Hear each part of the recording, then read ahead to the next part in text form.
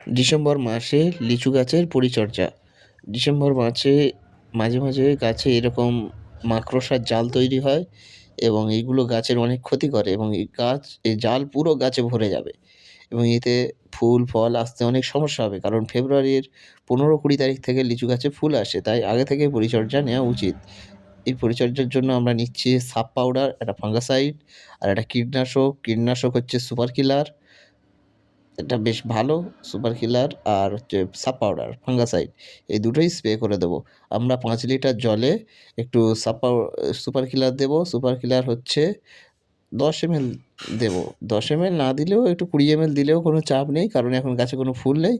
আর আমরা গাছের ডালে তো বেশিরভাগ দেবো, তাই জন্য কোনো ক্ষতি হবে না গাছে তেমন রূপে।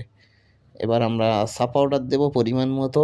সেটা আমরা পরিমাণ মতো বলতে কতটা লাগবে সেটা আমরা বুঝে জল অনুযায়ী দেবো। আমি এখানে দিচ্ছি 3 কৌটো, 3 কৌটো দিচ্ছি আমার পরিমাণ মতো, যেন খুব গাঢ় না হয়ে যায় এটার দিকে খেয়াল রাখতে হবে। আর আমি গুলছি, এবার গলার পরে এবার দেবো। গাছটাকে পুরো গাছে স্প্রে করে দেবো। আশা করি এই মাকড়সাটা সরে যাবে এবং গাছের আগামী ফুলের জন্য খুবই উপকার হবে।